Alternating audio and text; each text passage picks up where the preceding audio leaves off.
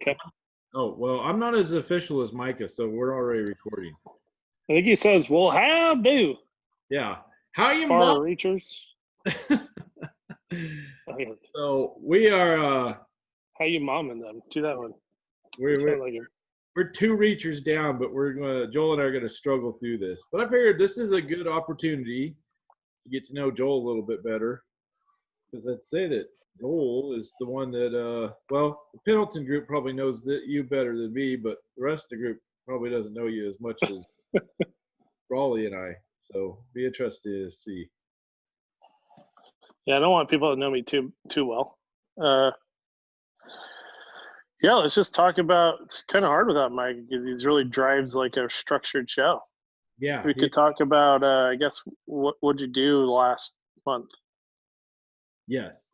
And then Raleigh was supposed to join us via iPad in a swather to make podcast history, but he failed us. So Yep. Micah Never good service on the tractor. possibly eaten by a gator. I'm not sure. Could be. Anyways. I think he probably found a Florida check and got wrapped up in the moment. Yes. Florida man. You'll read all about it. Just check it out tomorrow. See what happened. So what did you do this week? Is that the question? Or yeah, that is the first question. Yeah, it's usually a week, but we can go back a month since we haven't done one of these for quite a while. I'd say the biggest thing I've been up to is a couple of weeks ago. Me and the girlfriend went down to Corvallis. Checked out there. I hadn't been there in 5 years or something. And then, looked around campus. And then on Saturday, we did a day trip to Newport with another buddy. Just kind of walked around. It was packed. It was disturbingly packed. I can't say anything bad about it because I was one of those people, but just walking down the street, thousands of people out walking around the dock area. But people had masks on, I guess, for the most part. The thing I'm going to skip around because I always think like, what did I learn this week? What can I talk about? The thing I learned about is how fake crab meat is made, the imitation crab. Dude, that stuff's fucking disgusting. Have you ever seen this stuff? My grandmother loved it. Yeah. And it's about the freshest stuff you can get in Lakeview. So it's just like a bunch of crap extra fish that they can gather. And then they grind it up and mix it with some other stuff. And then the worst part was you can see them making this from the street. And they put up these like big metal containers to capture. You can see it falling out of the machine at the top. And it falls into this bucket. And there's a bunch of birds standing on it. Oh man, those birds are definitely shit in there. So every time you get salmonella from eating your stupid California roll, it's probably from that. Well, that just ruins one of my go-to Lake County foods. So thanks.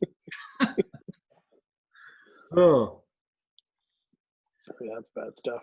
What'd you do this last week? Oh, and then I'll finish up. I dropped off Jess at the airport on Sunday, so like a week ago, and she flew back to New York, and I'm gonna stick around here for another few weeks. And what's the report from New York? What's her impression of being back after being? What were you guys gone? Almost 90 days. Yeah, something like that. Yeah, I asked her if it was sketchy. She doesn't think it is, but I don't know if she's a good gauge of that sort of thing. She's sort of oblivious to that sort of thing, to plight, I guess. Yeah, Yeah, she's doing stuff. Her and some friends went to a bar, sat outside and had some drinks and tacos. And then tonight she went to a outdoor concert. So they're doing stuff there. Yeah. We're gonna do our rodeo. So Really? yeah, it's gonna be this big thing where they sequester like groups of 200 in 3 different bleacher sections.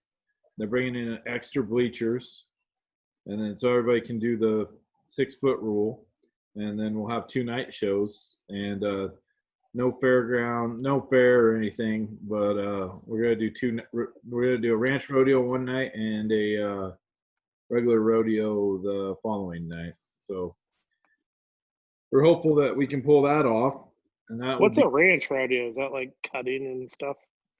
No, it's actual ranch events like calf branding, but they don't brand them; they just paint them.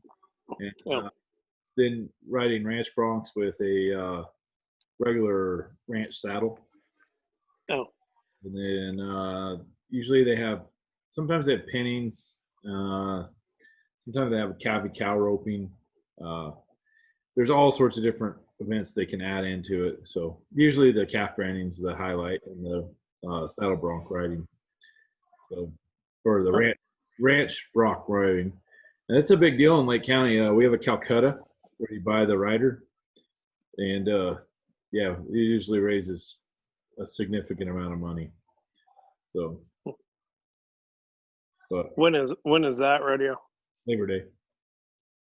Okay. We're coming up. Okay. Surprised they're allowing that to go forward. I guess they dotted all the I's and crossed all the T's, and be pretty limited, but it's going to happen. So that's sort of a win for us. And then since you teach, right?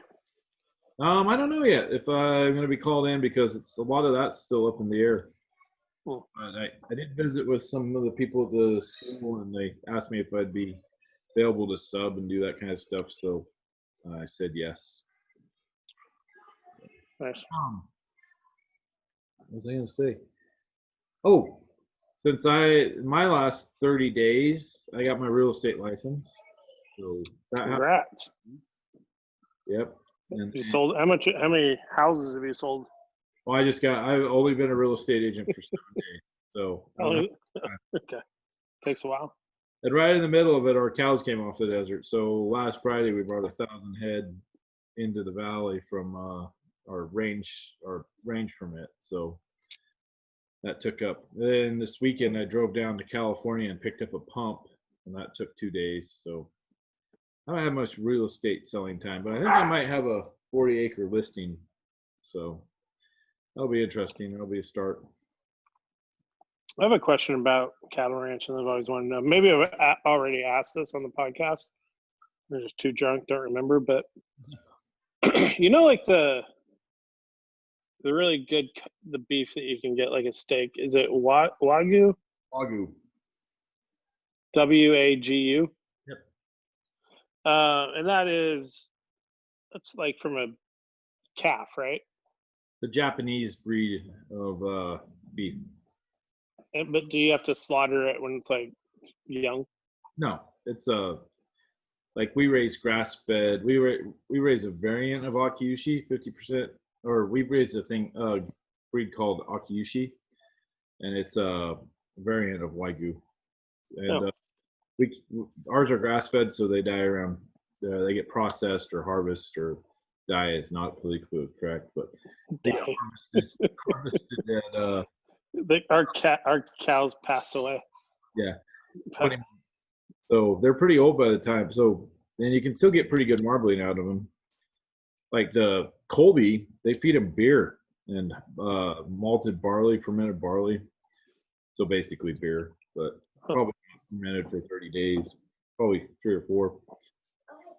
But that Wagyu beef, isn't that like the most expensive type of beef there is? Is? And it's like all Japanese things. Like, you ever see that Hiro Makes Sushi movie, the documentary about the guy in New York that makes sushi? No, I haven't seen it. Oh, it seems like I should see that. Hero Dreams of Sushi. It's a great movie, but everything he does is like just focuses on making the very best sushi that he can make. So the Wagyu, they just for generations and generations they just focused on creating the very best marbly beef they could do, most best tasting, fattiest.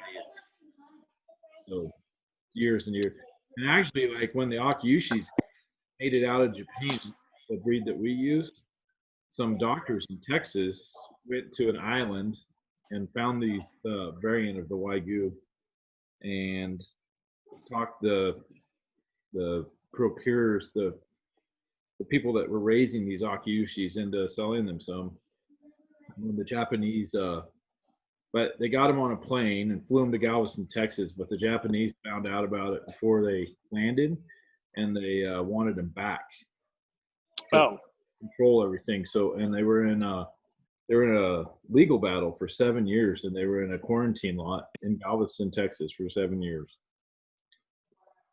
So the cows were. yeah, I think there was 3 cows and 2 bulls. Huh.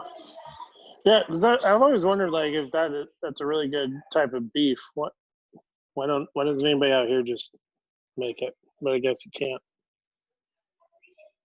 Well, there are Wagyu in the United States. So Tiger Beef out of Boise has a Wagyu program, but it's usually just 50%. So like the purebred Wagyu, you don't have some. I'm sure there's some people in the States raising 50% Wagyu, but it's not as. It's really not as famous if it doesn't come from Japan. I mean, Yeah. Like Colby beef is probably the premium Wagyu that you can get, and that's still very much controlled by the Japanese, and like they oversee it. And Yeah, I've only ever had it at I think it was at a sushi restaurant. oh wow, yeah. But like now you can get American Wagyu like sliders at different appetizer places and stuff. So we That's just some slapping the name on a different product, isn't it? well, they do make you show that you have used a Wagyu bowl. So the cow might not be Wagyu, but the bull is. So it's at least half Wagyu. So they actually do make you do take a DNA test and show that you did there is a little bit of that in that sense. There is some validation that it's actually a strain of the original Wagyus, and I think Texas was the first one to bring it in. The Koch brothers are big into Akiushis, so and then Agar beef, and then there's a couple other places that do it. Agar beef. Be the Koch brother now, right? Didn't one of them die? Yeah, but not the one of the David died. David Koch died. Charles Koch and his brother Billy, I think, both had. There's a book called Sons of Wichita that's really fascinating. But they're actually Billy and Charles are the 2 parts of the family that split, but they both raise Akiushi. No, because speaking of the Koch brothers, isn't like the two of them are they right wing people that fund Republicans, or they're left wing? No, they're actually their father is the guy that found the John Birch Society, which is the thing that backs all the libertarian, like Reason Magazine. Oh. So they're actually the libertarians. They're pretty much the Koch for the reason. Both David Koch ran for the president on the libertarian ticket back in the 90s. Oh. And then Billy, the one that sued, I think his name's Bill, the one that sued him, actually, after he sued the 2 that own the actual Koch Industries, he took his money and won the World Cup sailing. They're sort of interesting family.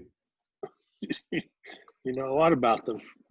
Oh, I just thought that like there were like 3 brothers and 2 of them are working together, but they have like opposite beliefs as like the 3rd one, who's also a political person. Maybe I'm confusing families. No, there's 4 brothers. He lives in New York and collects art, and yeah. Well, it contributes to a lot of stuff too, like wings of hospitals and shit. that was the one that died. But so there's Edward, Bill, Charles, and David. David lived in New York also, so he's the one. He's probably funded more cancer research than probably. Well, he's not living anymore, but when he was living last year, he probably funded more cancer research than any living person. So, but for people that not excited about talking about the Koch brothers, if you ever want to read a really good book it's called Sons of Wichita, and it talks about how they broke up, and pretty incredible. So, but what's the other segment? We talk about like movies and stuff. Have you seen any good movies? Well, I could. Why don't you say what you're watching, and I'll just say what I'm watching because, and then we can compare notes. See what you're watching. I tried to watch that new movie, the Seth Rogen one where he falls in the pickle brine. Oh yeah, I saw that. And then he comes back 100 years later. I didn't get very far in that last night though, but what I saw was great. I haven't been sitting down. I haven't watched any of the cult TV show, the Antelope Cult.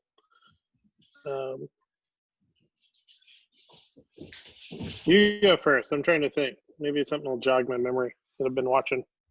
So I'm watching this really cool Canadian show that is on Hulu now called Letterkenny, and it's about a group of people that live in a town about 5,000 people, and it breaks them up into different social classes. They got the druggies, the hicks.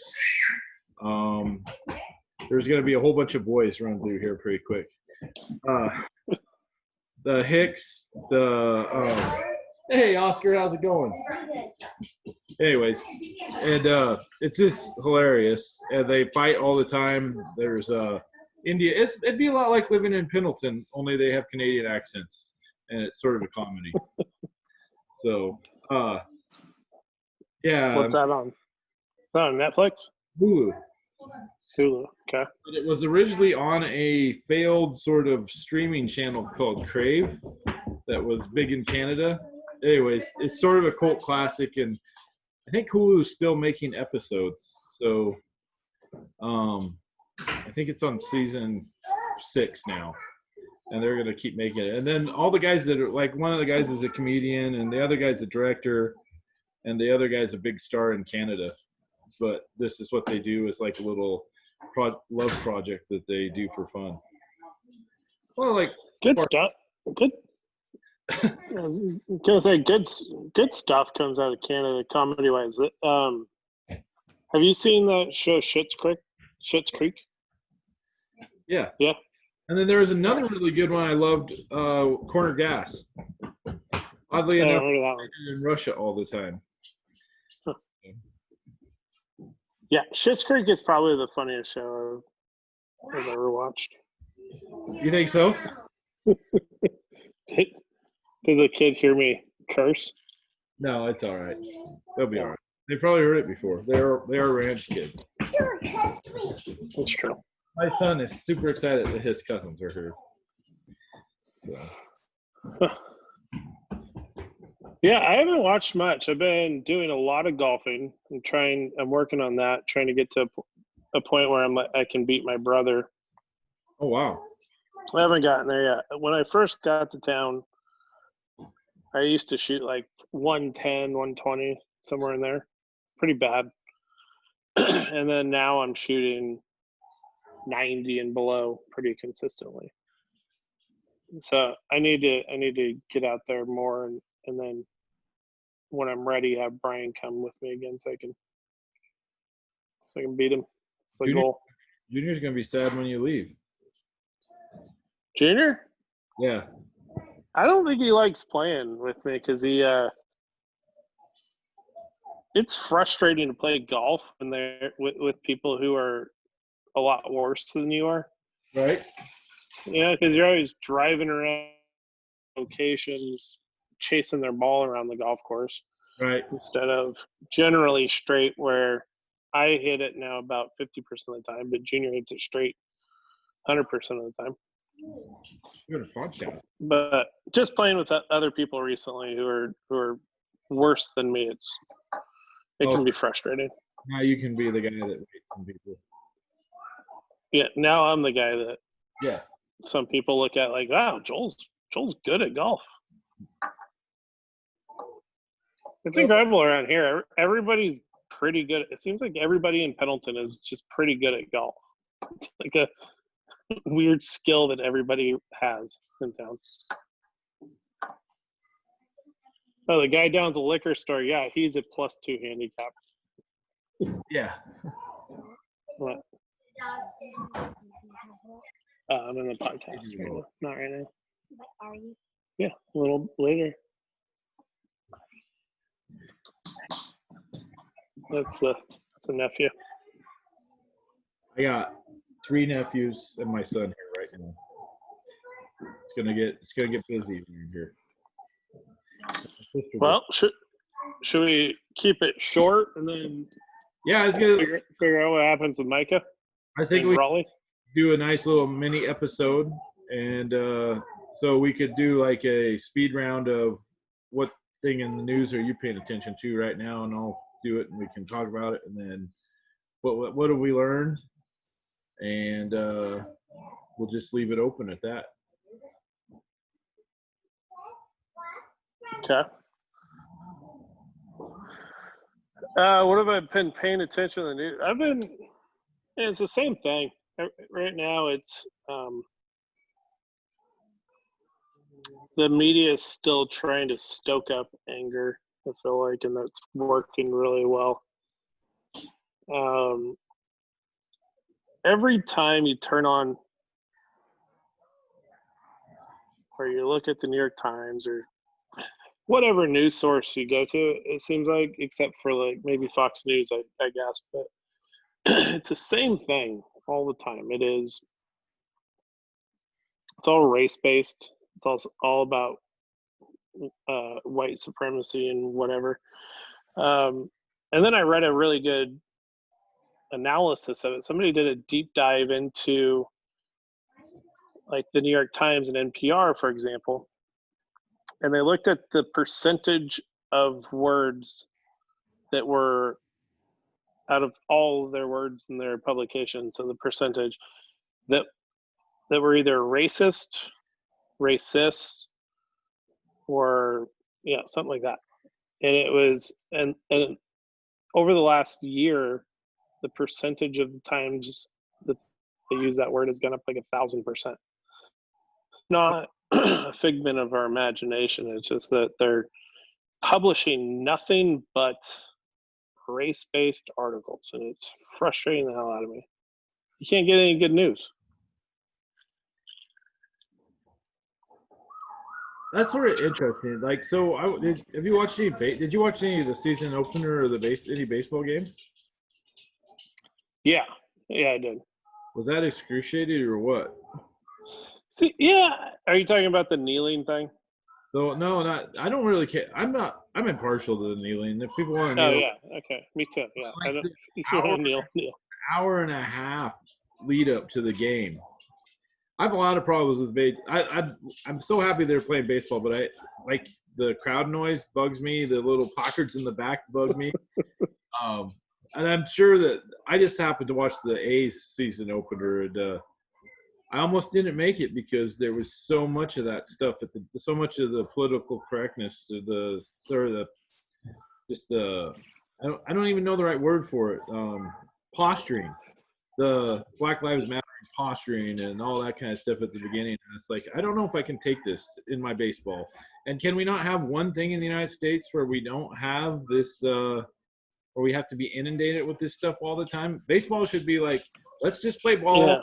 enjoy. So that's my rant.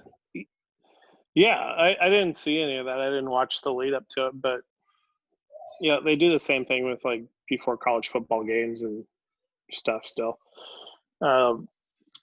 Yeah, you'd want to get away from it once in a while. And I came to the realization that I like listening to NPR when they cover other topics. Like, but you get so tired of hearing about what they choose to cover repeatedly. I'm impressed that they're able to come up with enough content to talk about, pick something in the world and we'll figure out why certain group of people are impressed by it.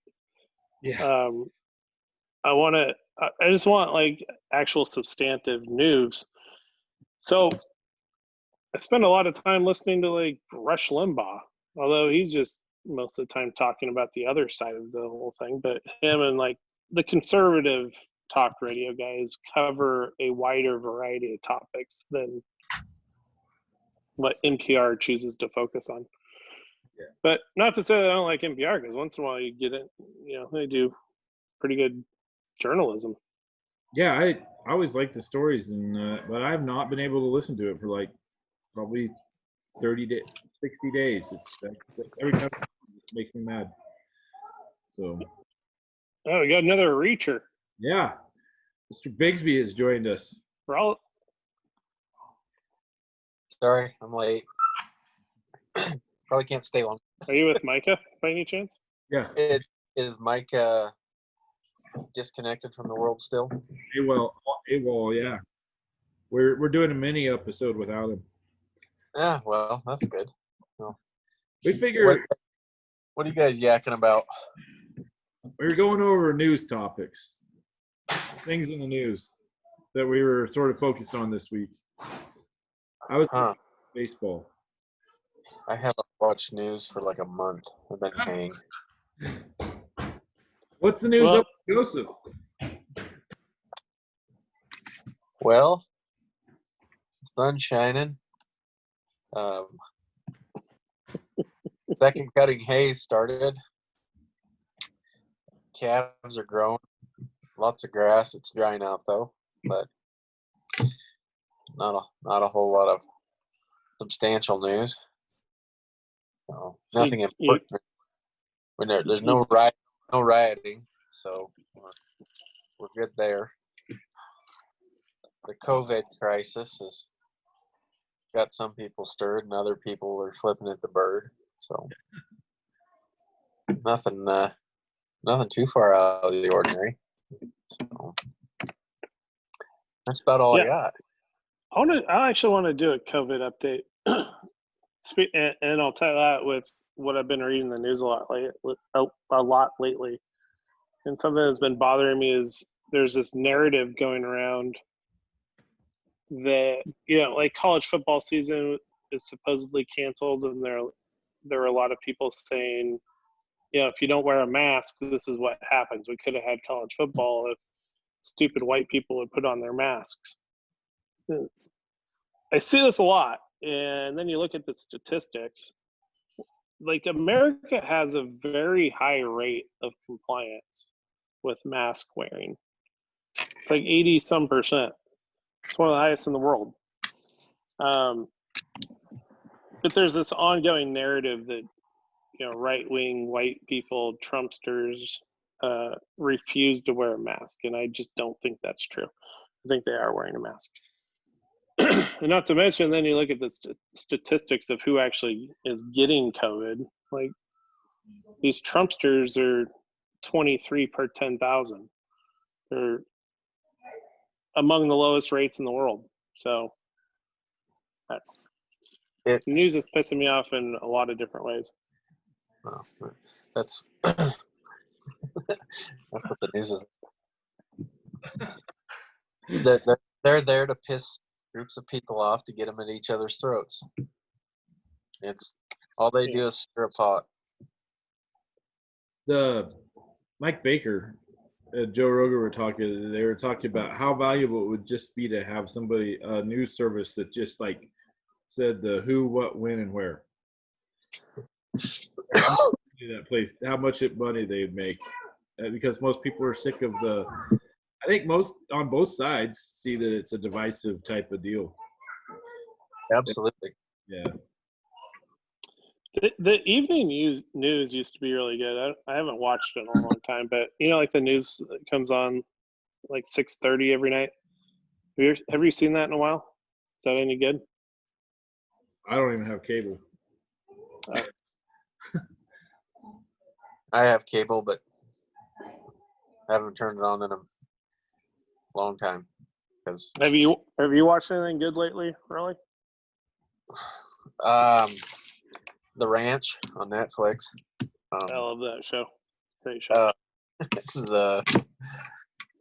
Nothing per se. I really haven't had a lot of time. Just been busy working and making hay while the sun shines. So, but I don't really think I'm probably going to get rid of cable here. I think. I know my wife all for it because really the only channel I even turn on there anymore is the Cowboy channel, and watch that at all, Joel. I had the Cowboy channel actually for a while, so I got rid of cable like 2 years ago. Yeah. And I used Sling for a little bit. You should get. How much do you pay for cable? Probably like $100, right? I think it's like 85 or 90 a month.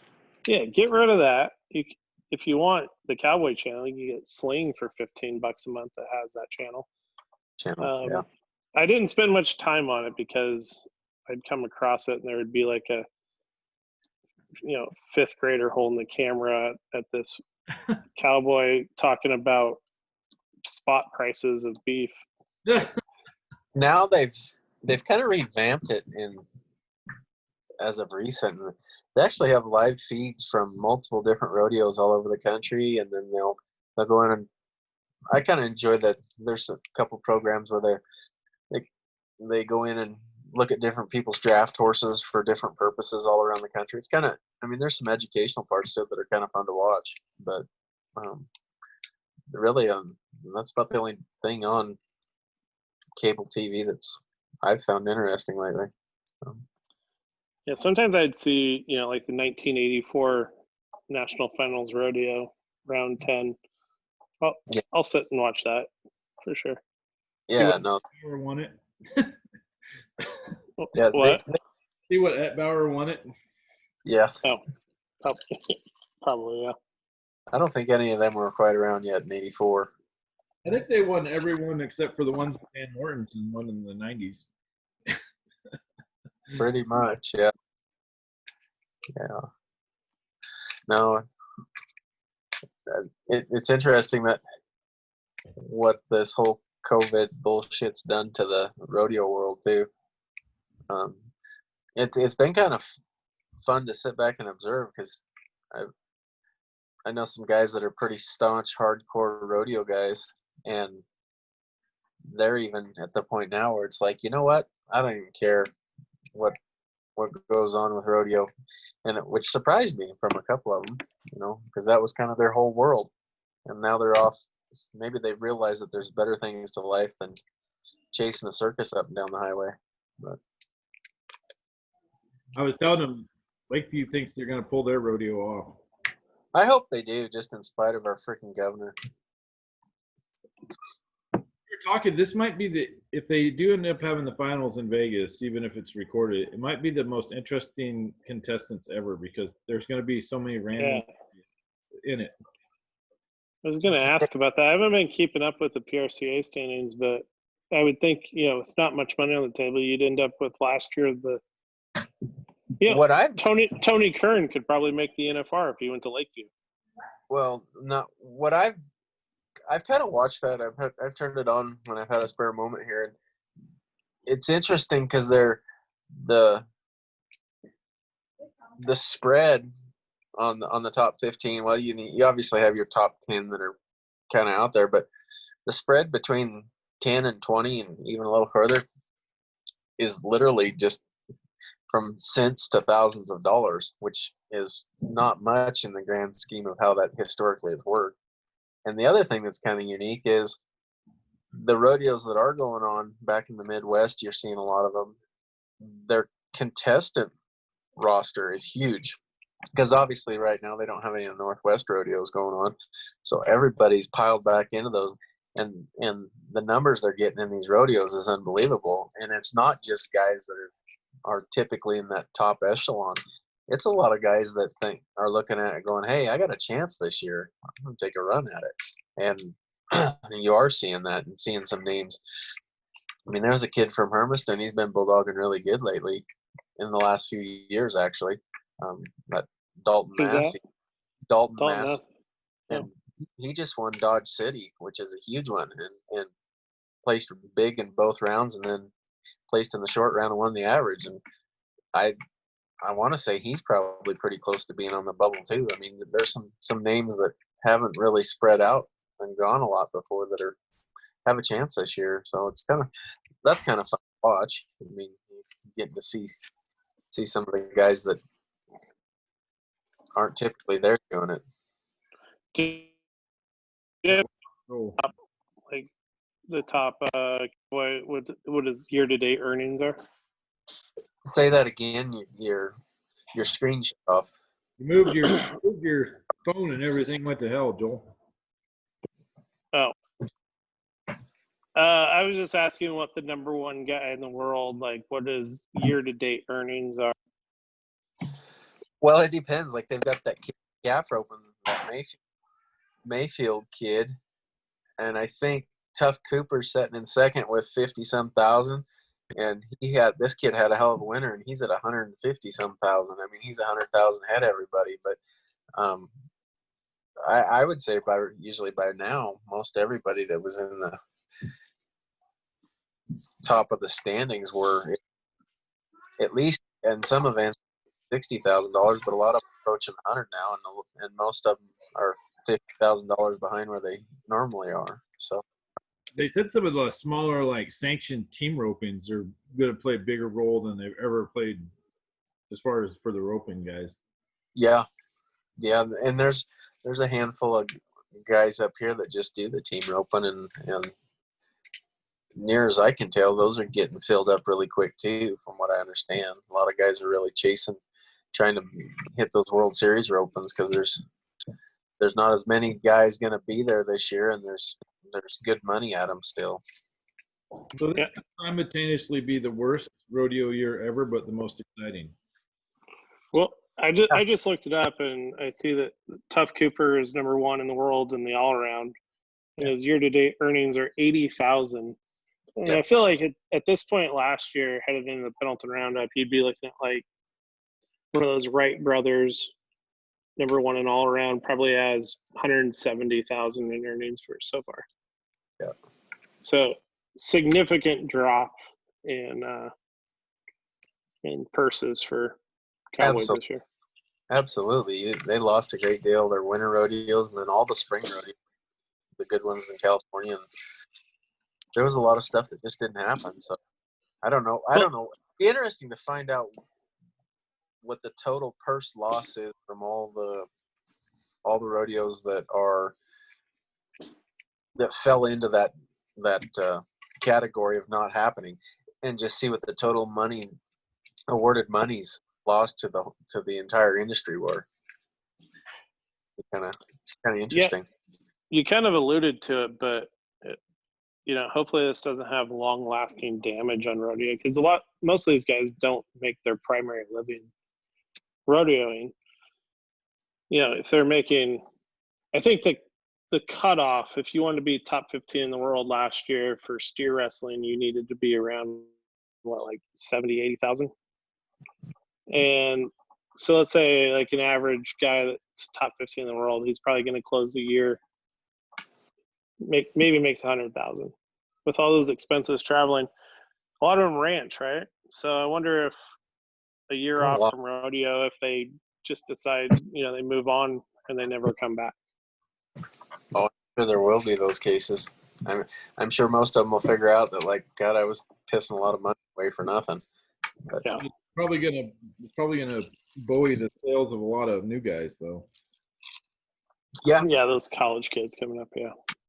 Yeah, there's there's kind of a trend right now within rodeo that, I mean, there's a changing of the guard, really. If you look at most all the events that I've seen, there's a lot of young guys coming in. So, but we were all young ones. We're super excited. We think we'll get names that we've never seen before. Yeah. We're going to be the only, we think that we'll be the only Labor Day West Coast rodeo. Which could hurt or it'll be good. You'll get a lot of the local people up here wanting to go, making the circuit finals. Yeah. What was normally Labor Day? Ellensburg and Winnemucca? Ellensburg, Walla Walla, Lewiston. Of course, Puyallup and Lewiston were the next weekend. I guess Ellensburg hasn't canceled yet. Yeah, they did. Oh, did they? Yeah. Yeah. You're going to have the best cowboys in the world showing up to your town. Or unless, like what Rawley says, they might just stay back in the Midwest. Depending on where the money's at. But you'll probably still see because you'll be getting right down to the bubble then on who makes the finals. So you're gonna get those ones that are chasing it, I'm sure. But then you're also gonna get a lot of guys from the circuit. And I don't even know what they're doing for the circuit and the circuit standings here. But be interesting. And it's only going to be one night, so the other night's going to be Ranch Rodeo. It's too bad they don't knock on the doors of Ellensburg, Walla Walla, Lewiston, Pendleton, some of those other big ones that aren't going on, and incorporate them all into one rodeo and put a hell of a lot of money up. Oh, that'd be insane. It'd be kind of cool if they could pull it off, because you would get everybody showing up. A one-time win. I always thought one of the best ESPN things you could do, or ESPN2, that might not be on the main ESPN, but do a $100,000 prize best ranch rodeo team, and just have it be open, and then have people come from all over just for 1 week. Well, I've had a similar thought for a long time. The thing about the Pendleton Roundup is you've got a history and a heritage there that you really don't have at hardly any other rodeos. Like, that was the spot where they had the very first world championships. And I feel like and there's time constraints and whatnot, but I've always kind of felt like they're limiting themselves to the scope of the event that they could hold. I've always thought, that if they span that thing out for another week and have the biggest ranch rodeo on grass, and I think you would get a lot of these PRCA guys and open it up to everybody coming in there and putting together branding teams, and just they could. That's just a thought I've had before, and I think it's a very plausible idea, because not only are you going to be getting all your regular contestants and their families and all your regular crowds, but when you start bringing in ranch teams from all over the country and their families and people coming to watch a whole nother avenue of the Western culture other than what they have at the Pendleton Roundup, you bring in a lot more tourism, and to anywhere you would do that. And I think that concept and the idea you spoke of there, Richard, it's kind of we've got one or the other right now, but it's kind of a missed opportunity for some of these committees, I believe. I always thought the cool thing you could do with it is never every day just randomly pick what the events were going to be. So yeah, nobody could practice for them, because that's one of the things that gets tough with the ranch rodeos. Those guys just practice all the time. So, and just have some that you just make up and say, hey, this is what this is going to be today. So they can't be prepared for it. And the other one is the burns, the standing where you got to ride the horse from the ground. Mm-hmm. So, the snap. Yeah. Yeah. No, I know why they don't do that anymore, but you want to talk about a crowd pleaser. They would much rather watch that and than a regular shoot. And granted, you're not going to have enough stock to be. There aren't a lot of stock contractors anymore that halter break, and some of them do halter break their horses and get them broke to lead, get them to where you can saddle them and not have a wild ass fit. But I think that would be a very unique deal to do as an event in several places, because the only place that really does it is at that function in Burns. Yeah. I mean, as an event. But there again, they used to have snub and harness and all kinds of stuff at Pendleton back when they did it all the time, and there was ways to do that where it wasn't real time consuming, and you could actually get it to go off on a decent schedule. But, are they going to do anything fun or anything interesting, like keep the fairgrounds lit for Pendleton or anything during when they normally run? I don't know. Joel, you'd probably hear more about that than I would. I mean, that'd be an excellent idea, but I have not heard any whisper about that. It'd be cool to see in rodeo for maybe like a phase 2 to take the sport to the next level. Is they should have teams. Like at the college level, like they have college rodeo teams and they spread out to go to different rodeos and they compete. They do. Why doesn't professional rodeo have that? They have in the past. They've had their tour championship type things where they've had team coors, so Letterbuck whiskey team, all the major sponsors for rodeo get a team of contestants. They get a guy from each event that they put on their team, and they've had the tour championship type deal going on. I don't think it's, with the way rodeo has been produced in the past as far as televising up until this Cowboy Channel thing, it wasn't something that was caught on to very fast, because it was never live. It was always a rerun that showed up a month later, and by then the news cycle passed. But I think with this live feed rodeo stuff they have on that Cowboy Channel, they could definitely get more into that. Technology hasn't been there, I guess, up until now. Rawley, what do you know about? So you're pretty well connected already. You participate in it sometimes. As far as sponsorships go, what is that world like? Do only the top cowboys get offered sponsorships, or is it spread out, at the circuit level? No. I can't say that I'm a wealth of knowledge on that particular topic, but typically companies put their billboard in the most place. So, I mean, it's just a marketing. You pay attention to the NFR contestants that might have been a first-time contestant with one patch on their shirt. The next year they'll be covered up with all their sponsorship. It kind of boils down to, have you made your as to what you get as for sponsorship. And yeah, there's a lot of local circuit guys that might get some local sponsorships and whatnot, but some of them get a major every now and then if they win a big roping or something. But I don't know. It's kind of sad to me. I mean, yeah, it's a unique part of the sport, but I kind of miss the days when you saw the guys that left the ranch and they didn't have a $120,000 rig and $300,000 of horses standing in it and rolling there looking like they're.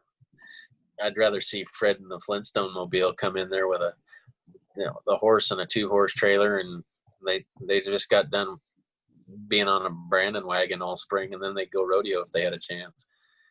See, my vision of rodeo that I romanticize is basically the entire Gold Buckle Dreams album. That's like, what's that album? It's Chris Ledoux's first. Oh, it wasn't even a hit. It was just one that he sold out of the back of his car. And the Chris Ledoux is one of those guys that he lived that life. Chris was a cowboy, and there's guys of that generation. You talk about the Ned Londos and the Bill Larsons and guys that were true legit cowboys, and guys right here in the back door. I mean, there was some of the guys. You look at a Bill McCoyne up here. He's been nothing but a hardworking cowboy and a saddle maker his whole life, and he was just out of the numbers of making the finals, to my nearest knowledge, back in his day in the early 70s and whatnot. And in I just feel like the game has changed. There's this elite level that they want everybody to be at, and you have to. I mean, your life. It's so difficult to get to that point these days where you have to focus on it. I mean, there's a handful of these guys that are not just rodeo cowboys. They're guys that are on the ranch and working, but the way that the game is played these days, if you want to be successful, you have to kind of make that your focus in life, and you don't do anything else. Yeah, even the ropers. I follow Tough Cooper on Instagram, and he's always posting stuff about his workout routine. Like they're no longer, like you said, they're no longer Fred Whitfields of the world. You have to be an incredible athlete to compete. Well, Fred Whitfield is an incredible athlete. Fred Whitfield did still go out there and spank most of these pups, but the game has changed as to how you approach it. I mean, there's guys that they don't go to the rodeo and then go to the beer garden every day. They go spend the morning in the gym, and they're going to bed at night after they eat their perfect calorie made meal. It's good for the sport. I mean, the competitive nature is coming out in these guys, but maybe I'm old fashioned and kind of enjoyed the old days. It takes the fun out of it. Well, I miss watching a Joe Rosenberg at 60 some years of age go and win around at Pendleton. I mean, and then get halfway back up the grass and have a cigarette lit, and he's headed to the beer garden.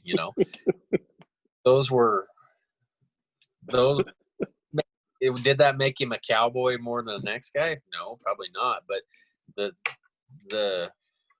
I'd say yes, for sure. Maybe the nature of the game has changed, and maybe for the better from a sport standpoint. But I don't know. I think I think it's lost some of the cowboy nature, though. Might have lost a little bit of the culture. Yeah, definitely. That's a better word. The culture and what it originated from. Like my dad.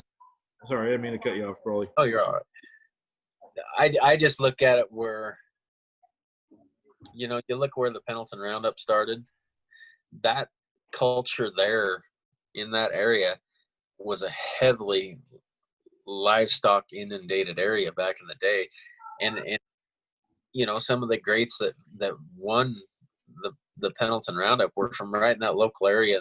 And what it was a competition at the end of the working year, where everybody got together and it was a competition to see who the best hand was.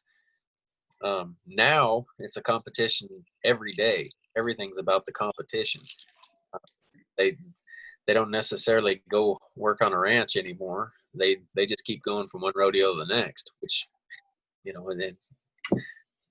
it's neat, but the history behind it is somewhat passed by, I think. My opinion. I think it was interesting. Like my dad, he's really into the older rodeo culture, and he used to be able to say, "Well, this guy, he worked at such and such ranch for a while." You never hear that. They never went and never hear that they worked out an outfit in Nevada for a little bit before they went into rodeoing. I mean, they start we have friends that's kids started when they were 8 and 9, and they're pretty professional at it now, and they still work on the ranches and everything, but they never slept in the bunkhouse and went out on the wagon and did all that kind of crazy stuff. Even though that's less and less of the culture now, but it seems like that foundation is not as there. Yeah, I think that's one of the things that is so attractive about the ranch rodeo and how it's gained traction over the last 10 years. I think it's because it's gone back to its roots more so than where modern day rodeo has gotten to. And I think the appreciation for the work ethic that these guys, these ranch teams, and what they do day in and day out is something that people are drawn to. At least people that are heavily into the culture. I don't know whether it will ever be commercialized or just how popular the sport might get. I think that the culture that's within it right now doesn't maybe want it to get overly commercialized. Just if they get too big, they're going to draw a lot of unwanted attention. I wouldn't say unwanted, but I think people. I'm talking about like the protesters who talk about the animal cruelty. They've already taken at least in Oregon, they put a limit on how you can rope horses anymore. I mean, within the Great Basin, the horse roping's a huge cultural event for the buckaroos, and they've limited to. They actually were, and I don't know what the statistics or what the stats are on the bill, but they had a bill through to where they were going to make it illegal to even rope a horse. I know now that by law, they can't dally on the front foot catch. But, I know it changed a little bit. Yeah. Which I could definitely see a scenario though where if it gets the right level of attention for animal cruelty, you'll start seeing. Eventually, we'll start seeing ballot measures to outlaw rodeo. But you know what happens, and it's already happening in California, is unsanctioned pop-up type rodeos. Yep. Pretty big in the Mexican culture. Huh. So like it just happens. And if you're in the and then you go and it just not necessarily in an arena anywhere. I think as our population grows and warrants the need for more lawmakers to make more laws, I honestly wouldn't be surprised if in our life the rodeo come to a halt because of laws. And if given the way that our government could or couldn't go, I wouldn't even question it at this point. I could see if things move too far to the left, that deal could be coming to an end through laws. What is that? What happens to the hunter jumpers and the dressage? I look at it similar to way, and this is all opinion based, but you look at the wolf introduction. What kind of an agenda would be behind that to really warrant introducing the Asian predator back into the wild and into the ranching communities? Right. They don't want the land. I mean, that's an opinion, but their traction is on government leases and allotments, and they can kind of the environmentalists can kind of maneuver their way around within the government agencies to eventually get the cowman off that land if they get enough lawsuits against them. And the hunting culture, why would they want us to sustain ourselves when we can become reliant on the government? I mean, let's go take away all their food sources that they have. So, and it's working. Look at you look at the wildlife numbers in these areas where wolves have been heavily populated and what it's done to the hunting industry in the state of Idaho. I kind of look at it from that perspective in regards to rodeo, that if they can find a loophole, which the environmental movement has done in a lot of cases, they'll come at it. I mean, there's a reason why they've changed so much in the tie down roping and the wild horse races aren't at a lot of rodeos anymore, and they don't hold single steer roping in many performances anymore at a lot of rodeos. Quote unquote animal cruelty. I don't know, that you give them an inch and they'll find another mile to take. So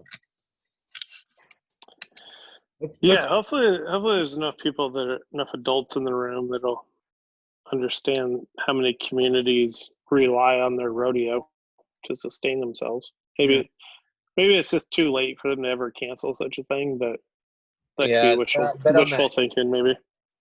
on that same page, I mean, I think that the culture surrounding rodeo is a neat culture. However, there's, in my opinion, a bit of an obsession with it in a lot of these communities. And on one hand, I feel bad for them with what's going on, but on the other, it's a little sad that they base their entire economic venue on 1 week of rodeo every year. Like, you're Cheyenne, Calgary. Well, if you don't have a rodeo, you're every small town in the West is Milton Freewater. I don't know, Pilot Rock. Oh, I know. Meeker, Colorado has the International Stock Dog Championships open trial. One of the best shows you'll ever see. Mm-hmm. No, there's a things you could do, and unfortunately, with the way this COVID deal has unrolled, it doesn't matter what you do for an event, you're getting hammered this year. And if this wasn't an election year, I'd venture to say that you'd still be having rodeos. That's just another opinion of mine, but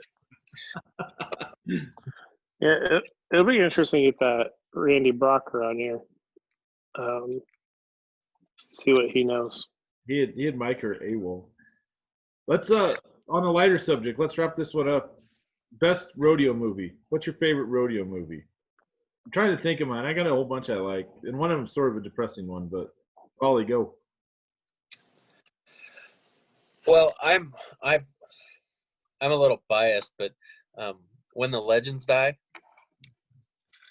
and the only reason that I say that is my dad was a stuntman in it, and he some of the key stunts to that movie he was the stuntman for. So it's an absolutely ridiculous film. It's one of the worst cinematographies you've ever seen, but it was one of those early 70s, late 60s made films that about a young Indian that grew up in the wild and acclimated to the modern culture and then became a bronc rider. And the Frederick Forrest was the young Indian in the bronc rider, the same one that played Blue Duck in Lonesome Dove. And so if you haven't seen it, it's kind of an interesting, well, maybe we'll save that for a podcast movie up and coming. Yeah. Do you have any idea if it's on anything? Is it on YouTube or? I really don't know if you can find it on much of anything because it was a. You have a VHS? Maybe. I just have to look it up. It's called When the Legends Die, and okay. I haven't looked it up in a long time to even see if it's on there, but it was kind of fun to see it as a kid because there's a lot of scenes that my dad was just in arbitrarily, rodeo scenes. It's like, hey, that's my old man when he was like a young skinny fucker. But it's pretty neat.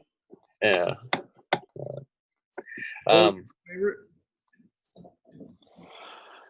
Well, the only two that I really watch consistently are 8 Seconds, and 8 Seconds is probably my favorite. But I also really like The Cowboy Way. Did you lock the doors? Does that count? I guess I think that kind of counts as a rodeo movie. Maybe. I'll do the same thing. There's a scene in that movie that always made me laugh, and I do it as myself in New York City.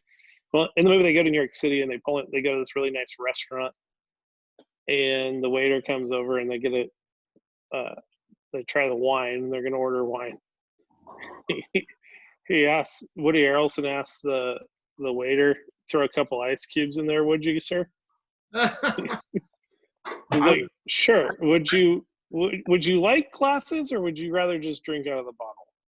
I was really hoping that you were going to do the black hat scene in the beginning. Yeah, but 8 Seconds is the top one, man. That's Lane Frost. I think they just passed a 30 He died 30 years ago, like last week, at Calgary or Cheyenne. Cheyenne. Yeah, it's a good movie. Lane Frost. Everybody should watch that. Always like I like 8 Seconds because I like the end with Tuff Heaterman where he does the 12-second ride. Did that really happen? Yeah. Or is that just dramatic? Yeah, I think it happened. Yeah. You can look it up on YouTube. Okay. And then I like the rodeo in HUD with Paul Newman. It's hardly in there at all, but it's sort of a interesting part of the movie. Right. Then there's one with what's his name? Oh, I can't think of it. It's really pretty sweet story about a girl that's barrel raced. The reason I like rodeo movies is I guarantee you that they most always get in a really good like tear-jerking moment, and I don't know why it is with rodeo movies. There's no like, but I mean, and then you're like, yeah, but it's takes you from like bottom up, and it's seems to. Were you going to talk about the barrel racer girl? Scott Glenn's in it. That's the guy I'm trying to think. There's a movie about her, and she's still rodeos. Oh yeah, the one that that had to get the special saddle and everything. I didn't see that. Yeah, yeah. That's a true story. So yeah. But so let's what did we learn this week? Joel, what did you learn this week? Well, I spoke about it too early, but the how they make imitation crab. And Rawley, you weren't here when we were talking about it, but it's a disgusting process that I saw when I was down in Newport. They grind up a whole bunch of different, just the shitty fish that nobody wants to eat by themselves. And they grind it up, mix it together, mix it with flour and sugar or whatever. I don't know what they do, but that's how they make imitation crab. Smells terrible. There's birds flying around landing on it when they're making it in the bin, so there's probably bird droppings in it. It's one of the ingredients. Don't eat it. I'll go. I learned that Micah's dead weight.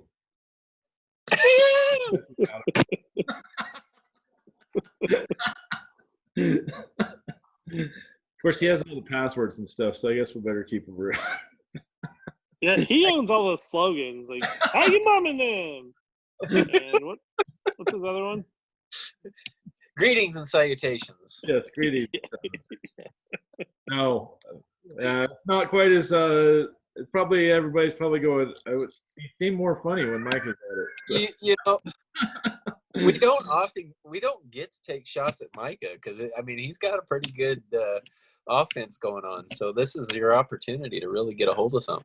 I figured I better get something in on him, and just let you know that his problem is deeper than pooping.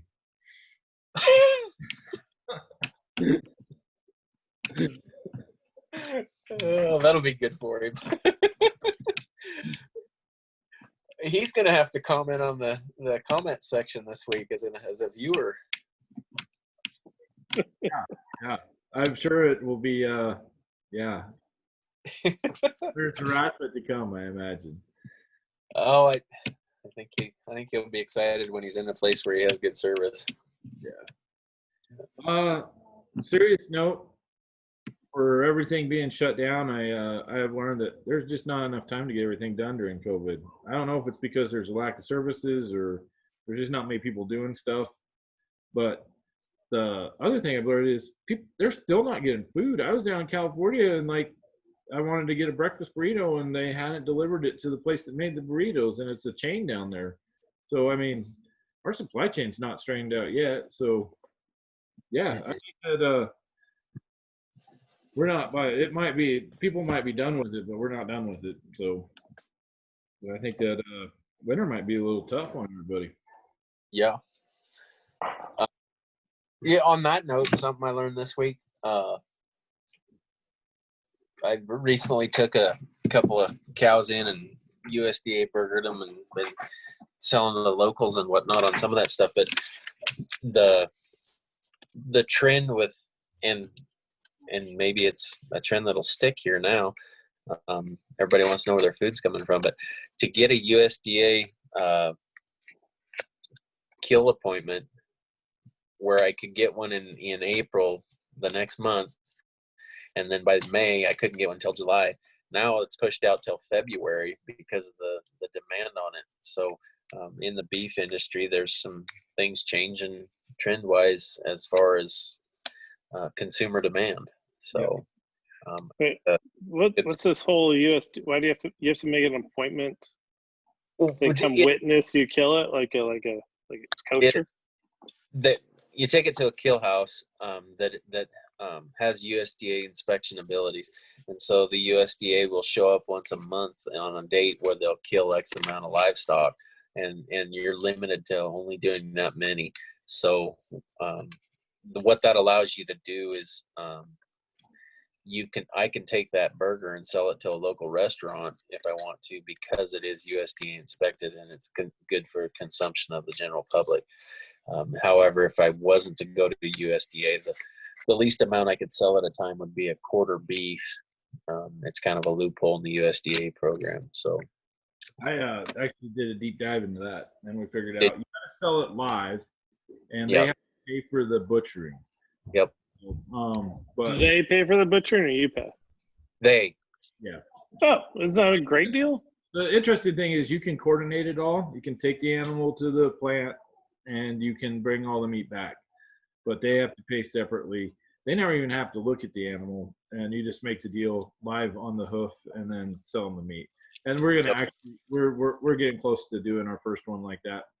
I was hoping to get into the USDA one later this year with some calves, but and then Wyoming, they got rid of that law completely. In Wyoming, you can just take it to the butcher and sell it however you want. So more states do that. They've got a bill to go through the Prime Act where they're going to try. I want to say that it was introduced on a federal level to allow the states to not have to, so that all the local kill houses can go ahead and do it without a federal inspection. And I haven't done a lot of reading on that Prime Act, and I don't know what kind of traction it's gotten, but that's been a month or so ago when that was kind of coming to the forefront, and they were going to look at how the USDA monitors those inspection sites and will allow for them to do more local produce going into local markets. So potentially, we'll hope. That'd be good. How do we usually wrap this up? I forget. Is this the last segment, or do we have another segment? We usually do a movie or something. We're still going to do the antelope thing. Yeah, that's still in progress. We'll pick a new one though while that's going. Something white. I think it's your turn anyways, Joel. Well, I'd rather watch like one of Rawley's movies. One of my movies? Yeah. You did sort of pick in a roundabout way. You picked Wild Wild Country. Yeah, it's my fault we're doing that one. Yeah. Pissed off the wrong people.